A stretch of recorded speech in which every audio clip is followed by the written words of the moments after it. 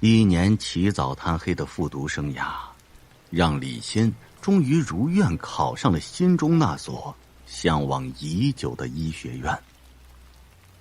今天是李欣到医学院报到的日子，他一早就来到了医学院门口，望着这所充满现代化气息的学校，心中满是期待。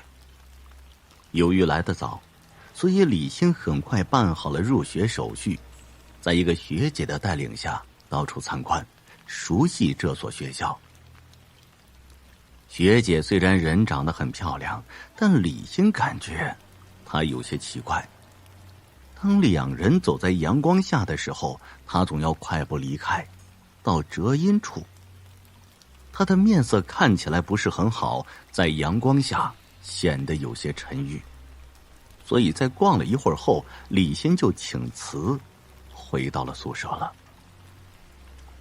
宿舍中人已经齐了，张晓明身材壮硕，只一眼李欣便记住了他，而干干瘦瘦的袁健则和张晓明形成了鲜明的对比。还有那染着一头扎眼蓝发的王东，4人一同组成了一个小的家庭。互相认识以后，袁健说道：既然人都已经到齐了，那咱们便开始为那场灾难中死去的学长默哀吧。他的双手交叉放在胸口，闭眼默哀。见他这么做，李欣也跟着他一起默哀。闭目中，眼前本是一片黑暗，可李欣的眼前突然闯入光线，逐渐变得明亮起来。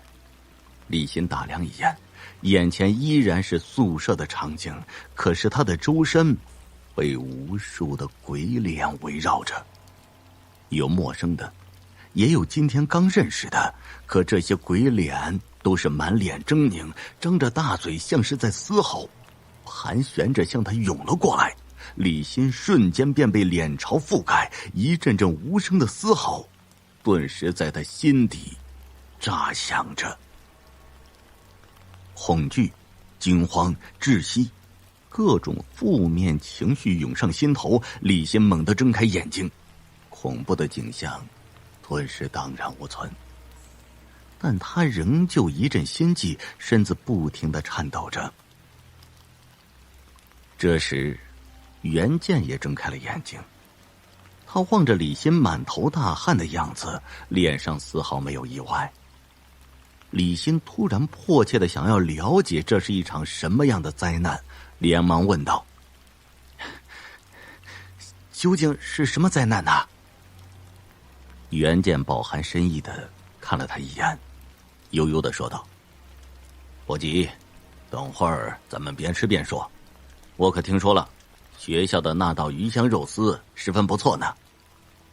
说着，他又招呼张晓明和王东，可是2人都不约而同地拒绝了他。袁健和李欣只好2人来到食堂。关于那场灾难，那可真叫人不寒而栗呀！教学楼突然起大火，火势越来越大，根本难以扑灭，整整烧了1天。那天在教室里上课的学生全部都被烧死了，而起火的原因，警方也调查了许久，也没有一点线索。所以每次新生入校，都要为学长们默哀。来到食堂后，打好饭菜，他们随便找个靠门的位置坐了下来。袁健开始为李欣讲述那场灾难。听完袁健的话，李欣也长叹了一口气，目光中布满了忧虑，不知道是对自己还是对灾难中死亡的学生。他感慨道：真是糟糕透顶了。对于那个奇异的景象，李欣不打算说出来，毕竟这事儿太匪夷所思了。他觉得应该是自己的心理作用，便把这事儿抛到脑后了。袁健随意地夹起几根肉丝扔进嘴里，说道：尝尝吧，这道菜在学校可是一绝呢。不用他提醒，李欣已经将肉丝吃进嘴里，吞下肚中。哎，味道真不错哎，肉丝也很细嫩，这可是我这辈子吃到最好的食物了。说着，李欣又连忙吃了一口。正当两人吃得起劲的时候，那个带着李欣欣赏校园的学姐走了过来，她一把抓起李欣，满脸怒容的看着袁健。袁健摆了摆手，做出一副无辜的模样。见他这副模样，学姐狠狠地瞪了他一眼，拉起李欣就跑出了食堂。李欣完全被李姐彪悍的举动给镇住了，一时间头脑混乱的跟着他跑出老远，来到学校的一处四角亭中。学姐，你这是干什么呀？李欣有些尴尬的抽出手，想听听他的解释。学姐则是一副看傻子的模样，盯着李欣，皱着眉头说道：“你不知道你那个舍友袁健是鬼吗？”他的这话一出，李欣不但不感觉到害怕，反而笑了起来。袁健怎么可能是鬼呢？虽然我们才刚认识，不过感觉他人倒是不坏。你们是不是有什么矛盾呢？李欣以为学姐和袁健有什么矛盾，所以才会诬陷袁健。岂料学姐听完他的话，冷笑一声，突然一拳打向李欣的肚子。李欣猝不及防之下被打了一个正着，顿时脸色发青，双手捂着肚子蹲在地上呕吐不止。还想不明白学姐为什么要对自己出手，只是因为自己不相信他们。李欣心中一阵苦恼，眼底也是满是失望，对学姐的好感立刻荡然无存。没想到这么漂亮的学姐竟然这么粗暴。学姐大概看出了他的心思，冷冷地说：“你现在看看你吐出来的是什么？”李欣思绪如潮，哪还在乎自己吐出来的是什么？经学姐一提醒，他才把目光转移到地面自己的呕吐物上。这是我吐出来的！李欣怪叫一声，跳起来，满脸震惊。一滩暗红色的血液中夹杂着几块乌黑的肉块，染血的肉块正散发着阵阵恶臭。你现在明白了吧？这些都是解剖后的尸体做成的。要是还不相信，你可以晚上偷偷看袁健的身体，他的身上几乎满是刀痕，那是做解剖试验的时候留下来的。你看过以后就知道我不是在说谎了。学姐在一旁站着为李欣解释道。想到自己吃下去的竟然是人肉，李欣的脸色由青转黑，猛地冲到亭外，蹲在垃圾堆前，大口的呕吐起来，连着把早上吃进去的饭都吐了出来，感觉再也吐不出来什么，心里才感觉好受了一些，只是身体变得很虚弱，脸色看起来显得有几分病态。当他回过神的时候，学姐已经离开了，脑中不自觉地想起学姐的话，只要看过身体就可以知道袁健究竟是人是鬼。夜晚很快降临了，夜的黑幕下，世间陷入了一片黑暗。黑暗的环境下，人也跟着变得惶然。此时李欣的心情就是这样的。对面的袁健一回到宿舍就睡下了，他的身体完全缩在自己的被子里。李欣想要掀开他的被子查看一下他的身体，对于学姐说的袁健是鬼，他心里多少还是有些不信的。对于未知的事物，人向来只相信自己的眼睛所看到的。在指针的转动下，时间被悄然带走了。舍友们都已经进入梦乡，李欣从床上爬了起来，蹑手蹑脚的走到了袁健的床边。轻轻地掀开他的被子，小心翼翼地将他的睡衣掀起一块儿。接着清冷的月光，一道深入骨头的伤口展现在李欣的面前。随着露出来的部分不断增加，袁健身上的伤口也越来越多。当衣服卷过肚子时，李欣被眼前的一幕给惊呆了。袁健肚子的中央被解剖开了，肚子里空荡荡的，什么东西都没有，一切器官都消失不见了。李欣脑中浮现出袁健与自己交谈甚欢的景象，只觉得一股寒意从后背升起，弥漫在心间，不由得打了个寒战。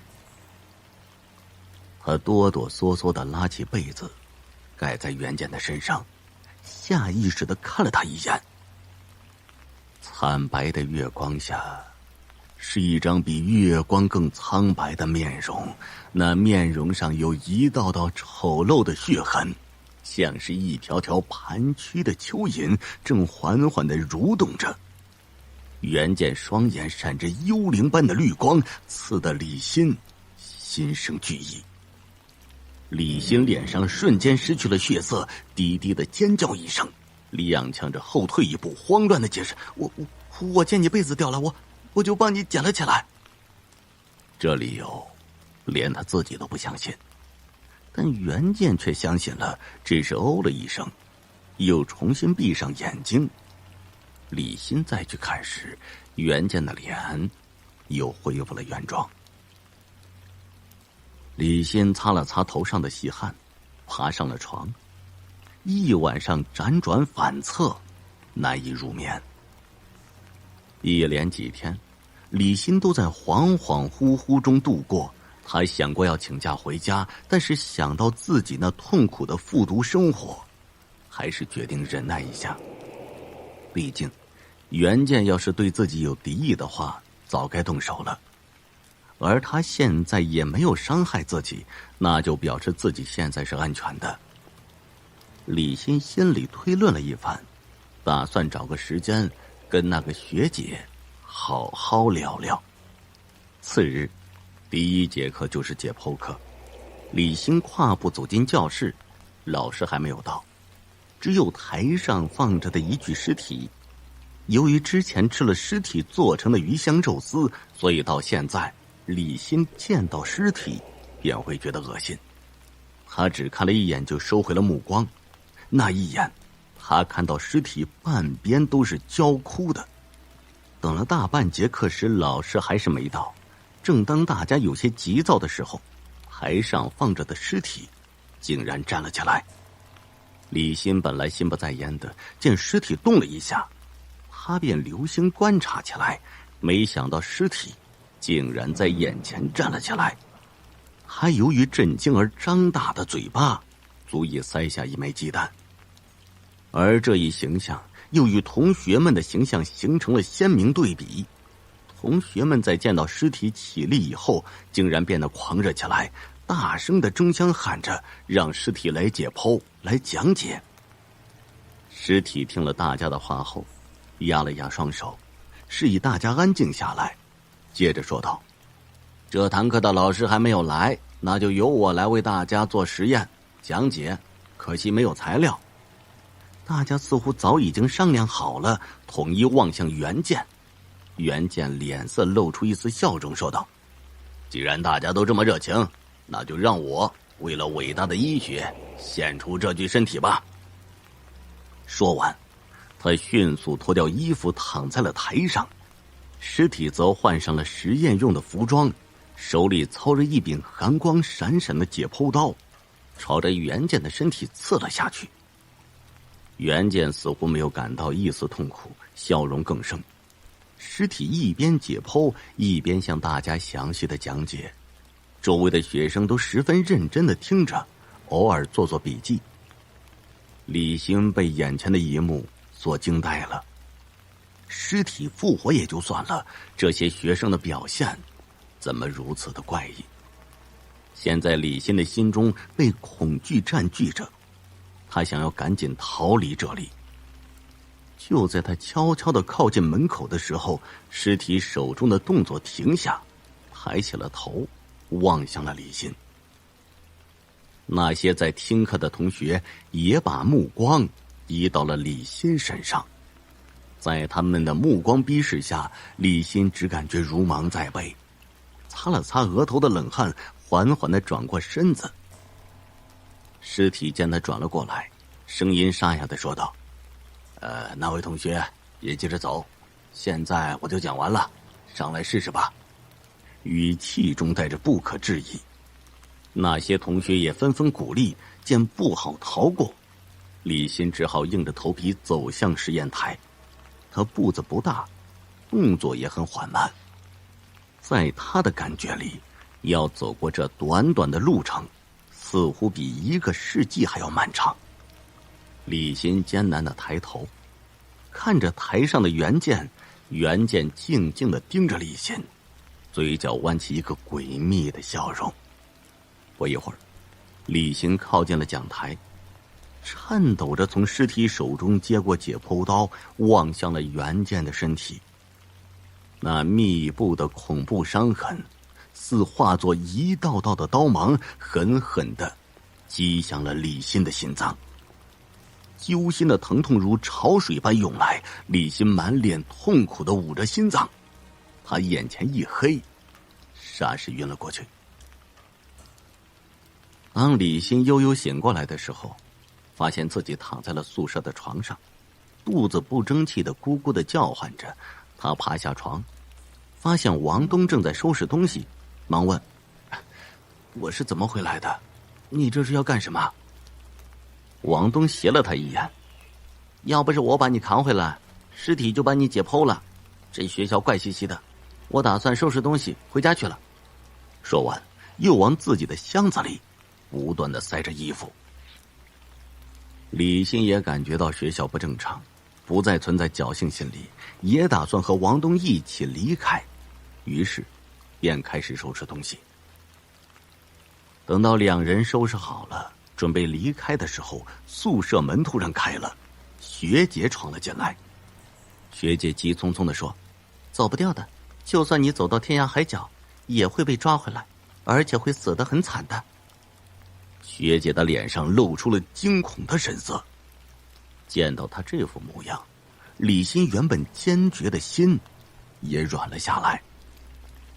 对于学姐说的话，有袁健的事实摆在眼前，他没有办法不相信，抓着箱子的手不经意的松开了。王东见李欣放弃，讥笑了一声：胆小鬼啊，这话你也信的？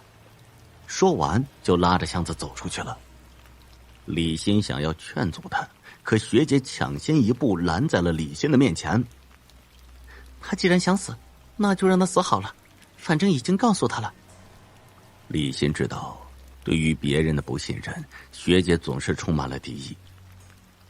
望着王东远去的背影，他想要说点什么，但是还是没有说出来，最后只化作了一阵无形的叹息。学姐转身看着李欣，目光柔和了下来。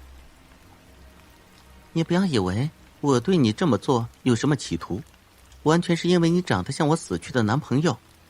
说到这儿，他顿了一下。那场火灾烧死太多的人了，我的男朋友随着那场火灾消失在了世间。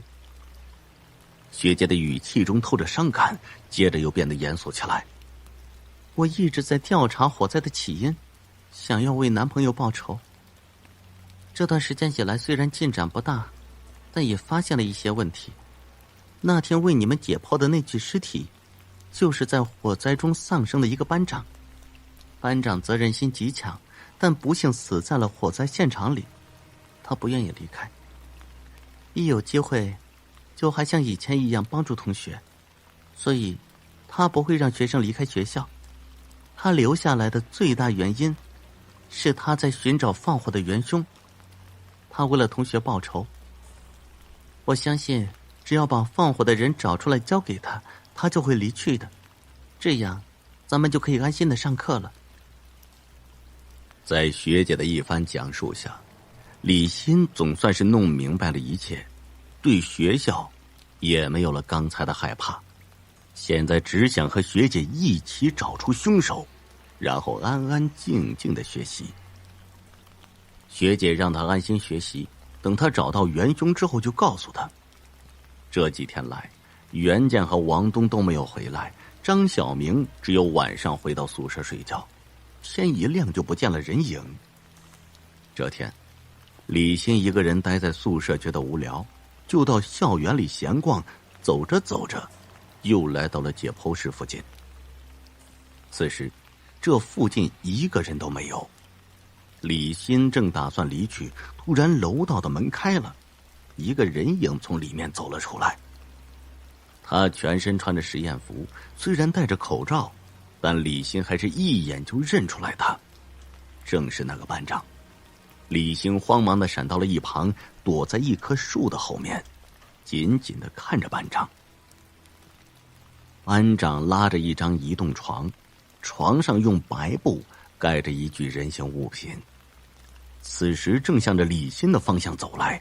李欣的心脏陡然增速，渐渐的脚步声好似催命的钟声，让李欣双脚直颤，身体僵直，就好像被固定在了原地。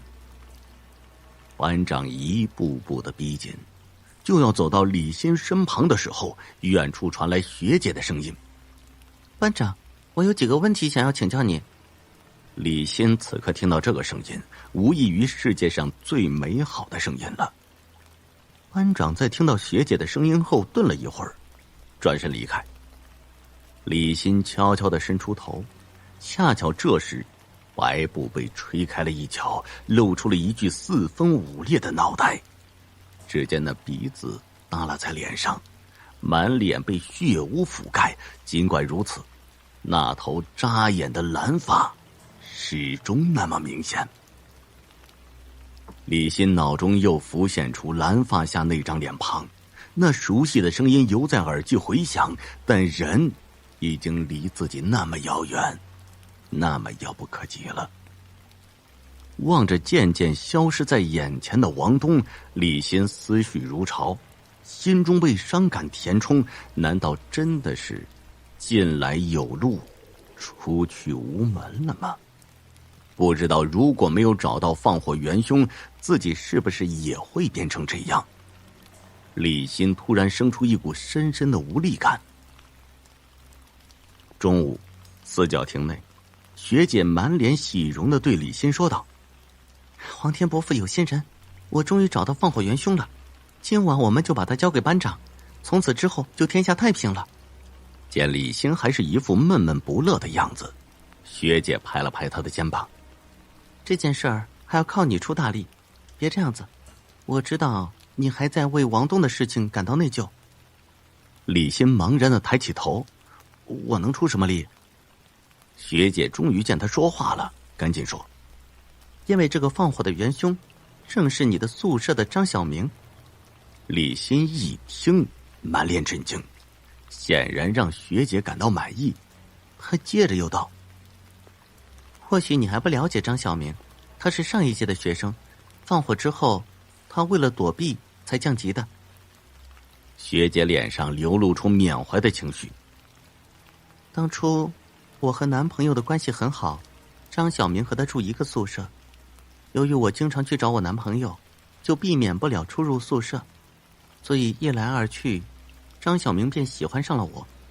但是我一直深深爱的只有一个人。”他托起李欣的脸，含情脉脉地看着他。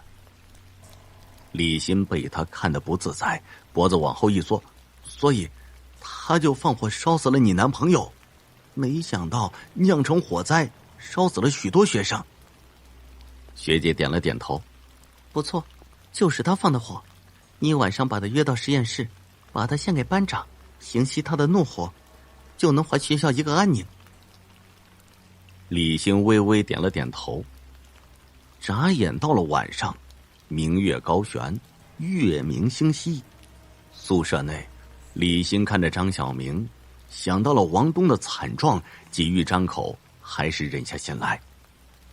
张小明见他欲言又止的模样，先开口了：“我知道小严跟你说了什么，他想要让你把我献给班长，平息他的怒火。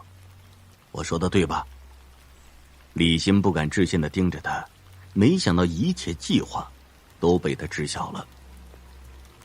这时张小明悲伤的说：“既然他这么对我，那就不要怪我也不再留情了。”接着张小明说出了一番与学姐讲述完全不同的事实来。与你一起的那个学姐，她叫小妍，是我的前女友。我们性格相差太大，在一起总是吵架。后来我提出分手，她死活不愿意。但我对于这段感情已经感到疲惫了，只好狠心的和她分手。分手以后，我渐渐对同班的阿兰心生情愫。后来这件事情传到他的耳朵中，他心生记恨，认为是阿兰抢走了我，所以放火想烧死阿兰。而他死在了那场大火中，变成了鬼。我本念着旧情没有揭穿他，没想到他竟然想要杀我灭口。张小明话锋一转：“你以为他接近你是关心你吗？他只是想要吸取你的精气，结果被我发现，他才想要杀我。现在你明白了吗？”李欣一时大脑转不过来弯儿。张小明说的完全颠覆了他的想法，他现在只觉得大脑一片混乱，不知道该信谁的。张小明似看穿了他心底的想法，又道：“我知道你不相信我说的，但你仔细想想，他跟你在一起的时候，是不是很讨厌、很畏惧阳光？因为他是鬼，如果在阳光下待得太久，他会魂飞魄散的。”张小明这话一说出来，李欣就回想起第一天入学的场景，果然与张小明说的一样，他真的是鬼，只是想要吸取我的精气吗？哪怕他心里1000个10000个不相信，但他必须承认这是一个事实。他绝望地垂下脑袋：“说吧，要我怎么做？”张小明在他耳边低语了几句，李欣点了点头。李欣和张小明一前一后来到了解剖室。解剖室本是一片漆黑，但因窗外的月光照射进来，多少有了点亮光。只是这亮光寒意森森，让人不寒而栗。在他们进来不久，虚掩着的门再次打开，2道身影也走了进来。正是小严和穿着实验服的班长。班长望着张小明，目中满是寒光。小严也望着张小明，脸上露出了得意的神情。他眼珠微动，示意李欣赶紧离开。李欣却出乎意料地站在原地，双眼圆瞪，颤抖地抬起手指向了小严：“放火的人是他！”班长扭头看向小严，小严脸上得意的神情转瞬间凝固了，双眼畏惧，向后退了几步。班长见小严心虚的模样，已经相信了李欣的话，一把抓住了小严，将其摁在实验台上，手中解剖的刀寒芒一闪，便刺了下去。李欣不忍直视，跑出了门外。兜里突然传来一阵手机震动，李欣哆嗦着掏出来一看，是大伯打来的。他按下接听键，手机中传来熟悉的声音：“小新呐，这段时间你去哪儿了？打你电话都显示不在服务区。”“我不是考上了 A 大学吗？当然在 A 大了，怎么会打不通呢？”李欣疑惑地说着。“我说小新呐，你别逗你大伯玩了好吗？ A 大不是在你复读的时候被大火烧得连灰都不剩了吗？你到底……”大伯的话还在继续，可李欣手上的手机不知道什么时候滑落到地上，莫大的惧意笼罩在他的心头。李欣突然感到后背一阵发凉，缓缓地转过头去。袁健和王东脸上带着诡异的笑容，并排地向他走来，而在他们的身后，那无边的黑暗中，又传来阵阵的脚步声。